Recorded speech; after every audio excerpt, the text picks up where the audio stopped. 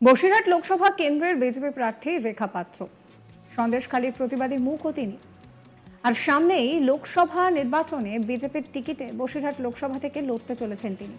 আর সেই কারণেই এবার প্রধানমন্ত্রীর ফোন এলো রেখা পাত্রর কাছে। রবিবার তার নাম প্রার্থী হিসেবে ঘোষণা করা হয়েছে। আর তার 48 ঘন্টার মধ্যেই রেখাকে ফোন করে কথা বললেন প্রধানমন্ত্রী নরেন্দ্র মোদী। প্রধানমন্ত্রী বলেন যে আপনার কেমন লাগছে, আপনি বড় দায়িত্ব পালন করতে চলেছেন, আপনার কথা নির্বাচন কমিশন পর্যন্ত পৌঁছে যাবে, নির্বাচন কমিশন আপনার কষ্ট বুঝবে, আপনার আত্মবিশ্বাসই আপনার শক্তি, আপনি শক্তি স্বরূপ, আপনি দুর্গা। অন্যায়ের বিরুদ্ধে আপনি লড়াই করেছেন, খুব তাড়াতাড়ি আপনি দিল্লিতে পৌঁছাবেন। এবং একই সঙ্গে নরেন্দ্র মোদী তিনি কিন্তু বলছেন যে কিভাবে লোকসভা নির্বাচনে তিনি জিততে পারবেন, অর্থাৎ সেই যে ব্লু প্রিন্ট সেটাও কিন্তু তিনি বলে দিলেন। সাম্প্রতিক সময়ে রাজ্য রাজনীতি উত্তপ্ত হয়েছে শুধুমাত্র এই সন্দেশখালী ইস্যুকে সামনে রেখে। বিরোধী দলনেতা শুভেন্দু অধিকারী প্রকাশ্যে বলছেন যে এবারের নির্বাচন দুটো বিষয়কে কেন্দ্র করে হবে, এক শিক্ষাক্ষেত্রে দুর্নীতি, অন্যটা সন্দেশখালী। আর এই সন্দেশখালীতে রেখা পাত্রর কিন্তু একটা বিশেষ ভূমিকা রয়েছে, কারণ সন্দেশখালীতে এতদিন পর্যন্ত মহিলারা অত্যাচারিত হয়েছেন, তারা কিন্তু তাদের কথা সেইভাবে বলতে পারেননি। রেখা পাত্র তিনি মিডিয়ার সামনে এসে প্রথমবার সোচ্চার হয়েছিলেন। যদিও রেখা পাত্রকে বিজেপির তরফ থেকে প্রার্থী করা নিয়ে দলের অন্দরেও অনেক রকম কানাঘুষো চলেছে এবং সন্দেশখালীরও কয়েকজন মহিলা তারা কিন্তু রীতিমতন প্রতিবাদ করেছিলেন। তারা বলছেন যে তারা ভুল করেছেন, তাদেরকে তৃণমূল ভুল বুঝিয়েছে, তাই তারা রেখা পাত্রের বিরুদ্ধে কথা বলেছেন। এমনকি রেখা পাত্রর পা ধরেও তারা ক্ষমা চেয়ে নিতে রাজি। বসিরহাট লোকসভা কেন্দ্রের বিজেপি প্রার্থী রেখা পাত্র, তার আরও একটা পরিচয় হচ্ছে তিনি সন্দেশখালীর প্রতিবাদী মুখ। আর সামনেই লোকসভা ভোটে বিজেপির টিকিটে তিনি কিন্তু লড়তে চলেছেন। নরেন্দ্র মোদী ফোনে তাকে কি বলছেন শোনাবো। रेखा जी नमस्कार। नमस्कार प्रधानमंत्री जी, आपका बहुत धन्यवाद। सवार प्रथमे अपना के शुभेच्छा जानाई। आप एक बड़ा दायित्व निभाने जा रही है, इस समय कैसा लग रहा है? बहुत अच्छा लग रहा है और आपका हाथ मेरे सर पे है, मेरा संदेशखाली का माँ बहन के सर पे आपका हाथ, आप तो हमारे लिए भगवान समान है। लग रहा है राम जी हमारा साथ है और राम जी का हाथ हमारा सर पे है। ऐसा है, इन माताओं बहनों का हाथ मेरे सर पे है। रेखा जी, मुझे आपका मैसेज मिला था, मैं यथासंभव कोशिश करता हूं कि बीजेपी कार्यकर्ताओं से बात करता रहूं। मैं जानता हूं आप बंगाल की विपरीत राजनीतिक परिस्थितियों में प्रचार कर रही हैं। जब आपका नाम घोषित हुआ तो क्या माहौल क्या था, क्या लगा लोगों का, आपको क्या क्या परिस्थितियों का सामना भी करना पड़ता होगा, क्या हो रहा है, मैं जरा पूरा चित्र समझना चाहता हूँ।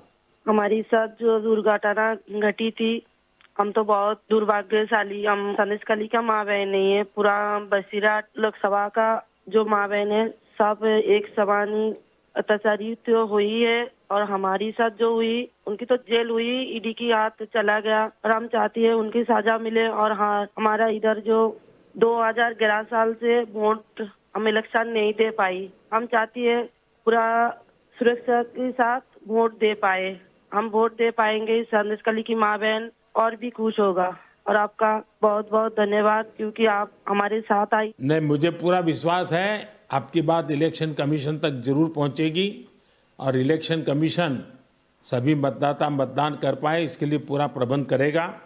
और इलेक्शन कमीशन निष्पक्ष मतदान हो इसके लिए हमेशा प्रतिबद्ध होता है।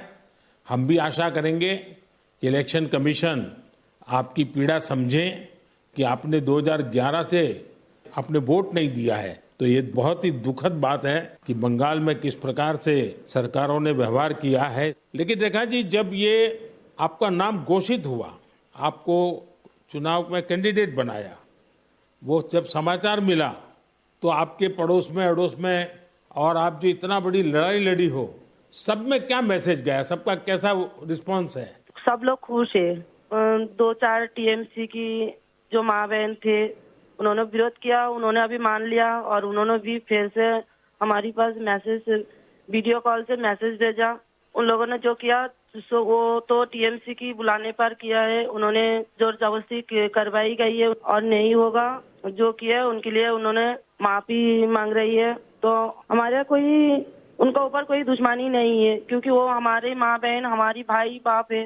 हम तो सबके लिए लड़ेंगे, क्योंकि उन्होंने हमारे लिए लड़ रही है, हम उनके लिए लड़ेंगे। जो जमीन, जो सम्मान लौटाया जाए, इसके लिए पूरा कोशिश करेंगे। रेखा जी, अभी जो मैं सुन रहा हूं आपको, मुझे लगता है कि भारतीय जनता पार्टी ने आपको उम्मीदवार बना करके बहुत बड़ा काम किया है, क्योंकि राजनीति में बहुत कम लोग ऐसे होते हैं जो ये कहेंगे कि जिसने आपका विरोध किया उसका भी भला हो। और मैं सुन रहा हूं अभी तो आप चुनाव के मैदान में उतरी हो और आप कह रही हो कि टीएमसी के जिन लोगों ने मेरे खिलाफ किया है उनका भी अन्याय के खिलाफ मैं लड़ूंगी। ये आप बहुत बड़ी बात बता रही हो और मैं सच बताता हूँ, देश जब जानेगा कि रेखा पात्रा इस विचार के रखती हैं और सारा देश आप पर गर्व करेगा। मुझे बहुत अच्छा लगा आपके विचार सुन करके।